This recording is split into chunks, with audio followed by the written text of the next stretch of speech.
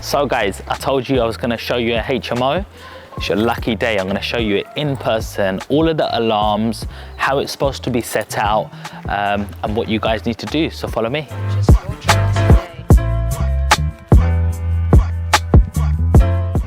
So we're at the property, and as you can see, it does need a little bit of work.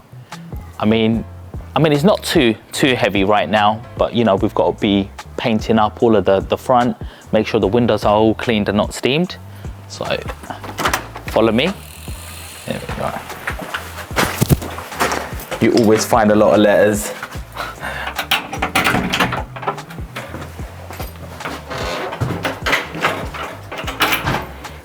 Not taking our shoes off? No, not for this one. It's a little bit smelly. But yeah, we've just been given this back from an agent. So obviously there's some cosmetic works that needs to be done, mainly decoration. So one of the first things that you're gonna notice is when you look up, got a fire alarm there, and you've also got emergency lighting. Emergency lighting means even when the electrics go off in the place, them emergency lights will automatically come on. It means that if anybody in the property needs to escape, they can still see because them emergency lighting's on. It's like a backup. Smoke alarm are in the hallways and is in every single bedroom. Now, if you was living in this house, normally this would be a living room. But in this case, it's a bedroom. So things that you notice, first of all, is this has got a door closer on it. So these automatically close the doors. And the reason why that happens is so that the door's always closed shut in case there's a fire. These are thick fire doors. With these fire doors, it takes 30 minutes to burn through this. So in case there was a fire, someone's got 30 minutes before this will burn down. You've also got special locks. This will keep the door shut, but inside this is called a thumb lock. Now with a thumb lock, you lock it from the inside like that, and you unlock it like that.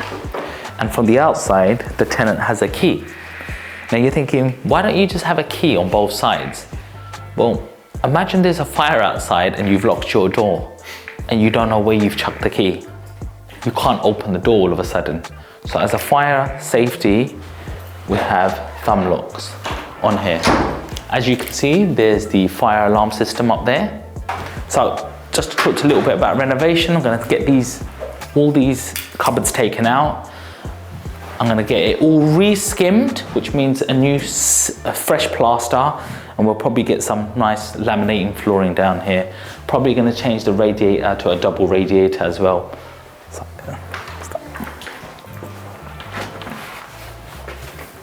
Okay, so this is normally another dining room or something. Again, for a HMO, another bedroom.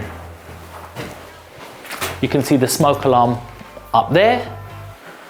Again, same thumb sort of locks. You've got the door closers.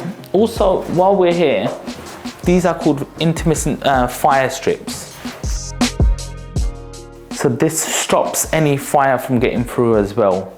And these need to be routed in to all of your doors. Also, you've got to be mindful of how big the rooms are. Different councils have different regulations. Some say 6.5 square meters, some say 8.5 square meters, some say 10. And certain have, if it's big enough, they allow you to have 2 people in that room to share that room. So like a couple. So always be mindful before you turn something into a room, because if it's too small, then they won't allow you to rent that room. You'll have to turn it into office. And you don't really want that, because an office doesn't give you any money. You want to be earning 500, 800, £1,000 a room and maximize your income. So there's 2 rooms there so far. Again, anything leading to a kitchen, if there's a fire in the kitchen, this door needs to be always kept shut. So this is a kitchen diner. So normally you'd have your dining room here with the tables and chairs so people can eat, and this is the kitchen area. Again, I'm gonna renovate all of this kitchen. This is all pipes are gonna be blocked off. I'm gonna be putting a lovely Ren or Howden's kitchen. I'm gonna have a breakfast bar place on here, and then I'm gonna keep my fridge, freezers here, so it's make sure there's enough for everybody. But also make sure there's some fire equipment. So here's a fire extinguisher, and there's also a fire blanket. In case there's a fire, they can take this blanket and throw it over it. In case there's, you know, flames, they can put this powder across. This is a communal bathroom, which means it's a shared bathroom downstairs, well, shower room.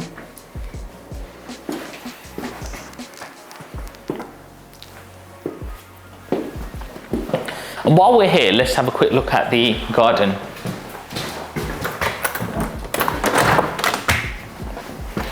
So again, some of the shelves here have, you know, come off, so we need to get this rebuilt and redecorated.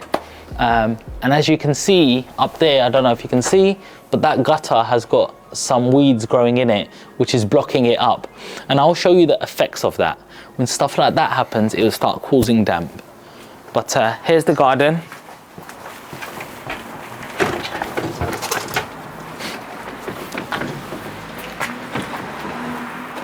Yes, so this is the garden. We obviously need a good clean of this because the agent hasn't really kept it up to what it needs to be. Okay, again, we've got emergency lighting up here. There's a fire alarm there also, and there should be a carbon monoxide. So carbon monoxide up there as well. So I've shown you 2 rooms so far. Once again, emergency lighting comes on if the electric is cut off. You've got a fire alarm up there. We've got a communal bathroom over here, guys. It's one that everyone shares. So more than 4 people, you actually want 2 bathrooms because you don't want a big queue outside of 5-6 people living in this house and going, hurry up. You've got 3 people using each bathroom, and at the same time, not everyone has the same time of working. People normally find out 9 o'clock, 10 o'clock, 11 o'clock what time they can use the bathroom. Again, this needs a good decoration. You can see there has been damp and damp-proof paint being used. So that's something old that's happened. You can see a fire alarm up here. So if there's a fire, this room is also alerted. It's all interlinked. It's very important. So that's room number 3. So all the rooms need a fire alarm? Yes. Same spec of doors. So guys, this is going to be one of the most expensive things that you do is fire doors. Get someone to fit it, route it, put these intermittent strips. These locks cost quite a bit. You know, the door closer, but it's what's needed for a HMO. Fire alarm, you can see it. So this is room number 4.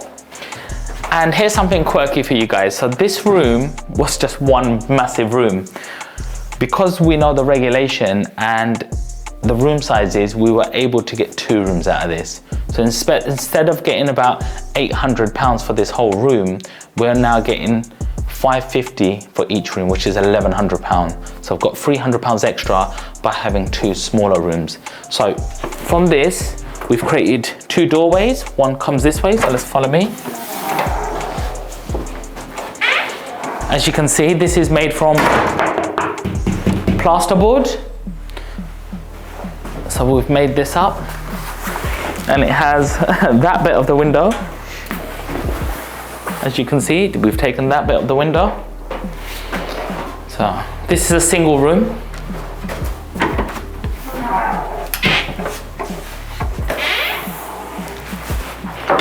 And this is the other room.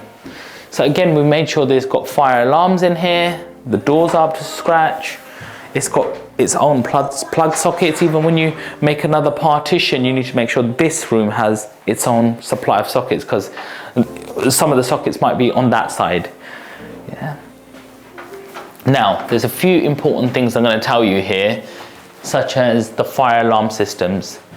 You need to make sure that you've got a certificate every single year to make sure someone's doing the fire safety. So fire risk assessment needs to be done yearly to make sure in an event of a fire that everybody can get out accordingly. So normally you don't need that for a normal property, but with a HMO, you will need that document. An EPC, Energy Performance Certificate. Every property needs one of these. You need to make sure the windows are up to regulation in terms of it's not letting any cold in, there's enough insulation, there's enough energy efficient light bulbs, and things of that nature. An energy performance assessor will tell you all the regulations. You can Google these or have a little look online to tell you what you need to do to get your property up to spec. So if you're buying something new, make sure that the energy rating is within government guidelines as well. Otherwise, it will cost you a lot of money. Another thing, you need to get all the electrics tested and checked. They do 3-5 years. Sometimes if it's electrics that are not currently up to current regulation, they'll only give you 1 year. That's going to be more expensive in the long run. You want to look at something that gives you 3 to 5 years, and that might mean that you need to change your consumer box with the breakers. So you need to change it from plastic to metal. You also need to get your gas checked every single year. That's checking the gas pipe. The gas engineer will come in and do that every single year just to make sure there's no gas leaks, which also can cause fires. So they're the main certificates that you'll need. But as you can see, the main thing is get the room sizes and get as many rooms as you can, but be compliant and do it all with the right regulations. This house has 6 rooms. Each room gets minimum of £500. That's £3,000 a month.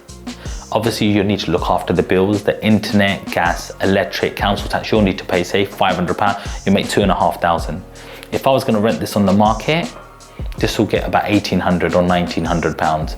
So you've got the opportunity to make £600-700. And you're not just going to do that on one property.